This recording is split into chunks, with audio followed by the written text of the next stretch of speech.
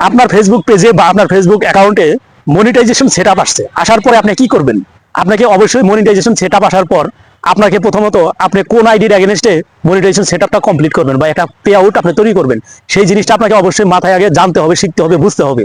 যেমন আপনার Facebook page আছে, কিন্তু পেজের অ্যাডমিন আছে দুইটা অ্যাকাউন্ট থেকে অ্যাডমিন আছে। এখন আপনি কোন অ্যাডমিন দ্বারা আপনি ফেসবুকের প্রথম যে স্টার সেটআপটা আপনি সেটআপ দিবেন, সেটা আপনাকে মাথায় রাখতে হবে। আপনি যদি আপনার মনে করেন যে হলো আপনার নাম রাসেল, রাসেল ফেসবুক অ্যাকাউন্ট থেকে আপনার হলো পেজে গিয়ে তারপরে হলো একটা পে আউটে স্টার সেটআপটা করছেন, তারপরে দেখা যায় যে হলো আপনার অ্যাডস অন রিল সেটআপটা আপনি পাইছেন, তখন অ্যাডস অন রিল সেটআপটা কিন্তু দেখা যায় যে আরেকটা যে আপনার অ্যাডমিন আছে, ওই অ্যাডমিন থেকে কিন্তু আপনার পেজে ঢুকে কিন্তু আপনি স্টার মানে অ্যাডস অন রিলসটা করবেন না, কখনোই করবেন না।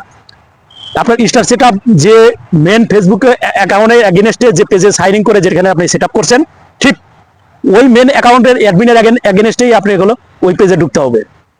অর্থাৎ হলো আমি যেটা বুঝাইতে চাচ্ছি সেটা হলো যে মেন অ্যাকাউন্টের এগেইনস্টে, যে মেন অ্যাডমিন এগেইনস্টে আপনি হলো স্টার সেটআপ করছেন, ওই এগেইনস্টে ওই ফেসবুক মেন অ্যাকাউন্টের এগেইনস্টে আপনি হলো ওই দ্বিতীয়টা আপনি সেটআপ করবেন। আপনি তারপরে হলো তৃতীয়টা অ্যাড মানে ইনস্ট্যাম অ্যাড যদি আসে, সেক্ষেত্রে আপনি হলো কোনটা দিয়ে করবেন? ঠিক আপনি যে অ্যাকাউন্টের এগেইনস্টে যে পেজটা আপনি সেটআপ করছেন আগে, ওই অ্যাকাউন্টের এগেইনস্টে কিন্তু পরেরটাও কিন্তু আপনি সেটআপ করবেন। আপনি যদি দ্বিতীয় নাম্বার অ্যাকাউন্টের এগেইনস্টে দ্বিতীয় অ্যাডমিন দিয়ে যদি আপনি সেটআপ করেন, তাহলে কিন্তু মানে দুইটা চলে যাবে, একটা পে আউটের এগেইনস্টে, লাস্টটা চলে যাবে আর একটা পে আউটের এগেইনস্টে। এই ভুলটা কখনোই আপনারা করবেন না। যখন মনিটাইজেশন সেটআপ করবেন, তিনটা সেটআপ যখন আলাদা আলাদা টাইমে আসবে, আলাদা আলাদা টাইমে অবশ্যই আপনি মাথায় রাখবেন যে কোন অ্যাকাউন্টের এগেইনস্টে সাইন ইন করে তারপরে পেজটাতে আপনি সুইচ করে আপনার হলো মানে পে আউট সেটআপটা করছেন বা মনিটাইজেশন সেটআপটা করছেন, ঠিক ওই অ্যাডমিনের এগেইনস্টেই আপনার ওই পেজে ঢুকে আপনাকে এই সেটআপগুলো কমপ্লিট করতে হবে। তাহলে কি হবে? সম্পূর্ণ তিনটা মানে পে আউটের যে সোর্স বা টাকা ডলার যেটা আসবে, সেটা কিন্তু একই অ্যাডমিনের একই পে আউটে কিন্তু জমা হবে। যখন আপনি দুইটা আইডি ব্যবহার করবেন, দুইটা দ্বারা আপনি পে আউট মানে সেট আপ করবেন, তখন কিন্তু আর্নিংটা কিন্তু দুইটা পে আউটে চলে যাবে। দুইটা পে আউটে চলে গেলে আপনার জন্য লস।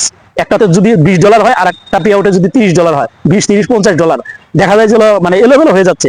আপনি সবসময় চেষ্টা করবেন মনিটাইজেশন সেট আপ করার জন্য একটা অ্যাডমিনের আন্ডারে পে আউটটা মনিটাইজেশন সেট আপ করবেন, তাহলে দেখবেন যে হলো একই পে আউটের এগেইনস্টে তিনটা সেট আপ কিন্তু হয়ে যাচ্ছে।